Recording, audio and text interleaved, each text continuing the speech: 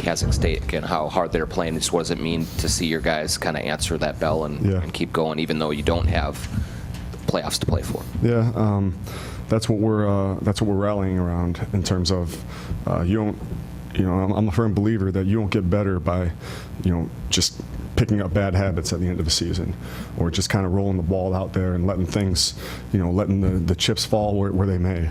You need to prepare, and you need to work and have a positive attitude about it, because it's going to carry over to the summer. Then summer carries over the preseason. Then we go into the regular season. I think it's about picking up great habits, and in that second half, we did.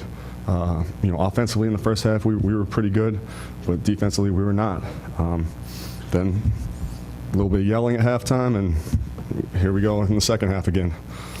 What did turn the tide there in the third quarter? How did you flip the switch that way? Just our aggressiveness. We want to stress being more into people, especially along the perimeter, trying to take away some points of entry where teams get into their offenses. So we did a much better job of that in the second half.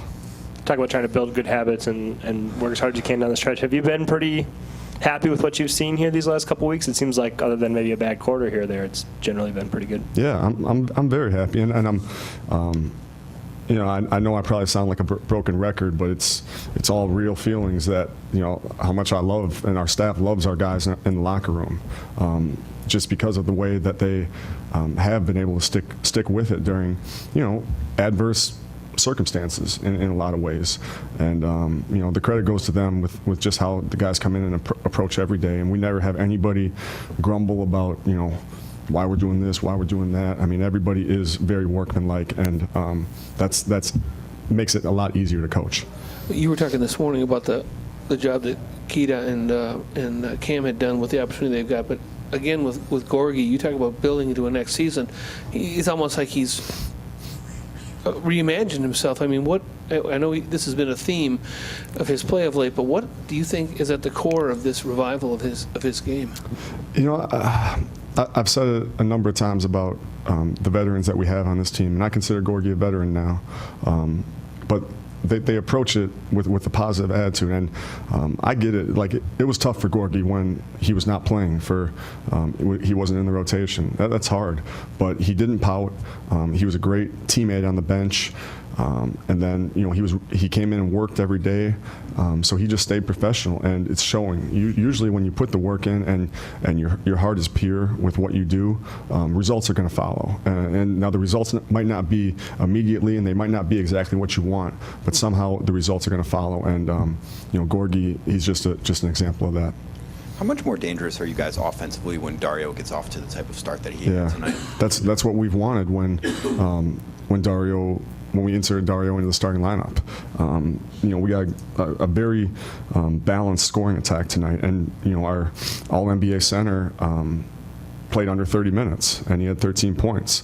So with that, he Dario stepped up, Wig stepped up, and even though Wig was efficient, he was 7 for 12 with 18 points. He was really good defensively, and that's what we need from him. And so it's good to have a balanced attack, because when your star player and Carl, who you play a lot of the offense through, might not have it going, or they might be doing a good job with him, other guys can step up. Is it a hard decision to make sometimes? It seems like both Tolliver and Saric, when they're both on, but they're so very different. Your team is so different when either one is on the floor. How do you rode with Tolliver because the third quarter was going so well, but how do you make those determinations? It's really based off gut. It's just a feel thing. I like to prepare with analytics and prepare with studying. And then, once I have my notes and I have how I'd like things to go, unfortunately, every game doesn't go the way you want it to go the whole time. So things happen, fouls, whatever, guys are off, just poor matchups. But then I'll go off feel towards the end of the game, especially. And so that was the decision I decided to make. Not game related, but the team doing the breast health awareness auction on Sunday. Just what do you think about the importance of that, and maybe especially how it relates to the team right now? Yeah, it's it's extremely important. It's obviously something that's close to our, close to us as a team, because when one of our family members is down or is hurting, we want to be there to pick them up, and we're there for Tyus, and we're there for Debbie and the Jones family, and we love them, and we love everybody involved within our family, and it's a good initiative on the Timberwolves' part. There's a lot of people that have been working with it just to bring awareness to, but also to go with a good cause. When a guy like Wade gets a look at that shot at the buzzer, what goes through your mind while the ball's in the air? I hope it doesn't go in.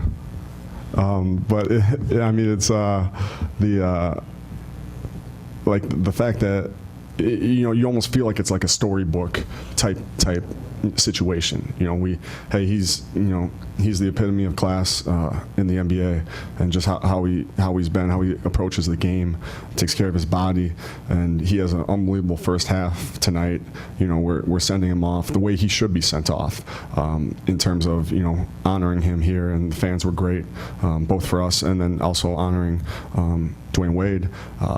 But it's kind of one of those things that you're looking at it and you've seen him do it before, and so you have flashbacks to playoff series finals and things like that you're just hoping it doesn't come back to get you. Ryan, big game from Queta. He was impactful there. I think more traditionally with those wings, you'd think they would get going with the shot, and then the drive in the cup would come from that. He's kind of struggled with his shot, but is it good to see that he's finding the impact there? Yeah. Almost surprising? Yeah, it's not surprising. It's not surprising because he's a cerebral player, and he just the way he moves without the basketball and the way teams load up on Carl. We need guys who are active cutters and good finishers down there. And with his length, I don't know the exact numbers, but I want to say he's close to a +6 or +7 in terms of his wingspan, as in regards to his height. So with his length, he's able to finish over guys like Whiteside, guys like Bam, who are very good shot blockers. So we need that. Right. Wig did get to the basket on a few backdoor cuts. Is that something that you're trying to work with him on and trying to recognize those situations? Yep, exactly, and it's a lot of times with how teams are playing him. So we know Miami's an aggressive team. They're going to try to blow up dribble handoffs, and so we try to read and we try to have him read that.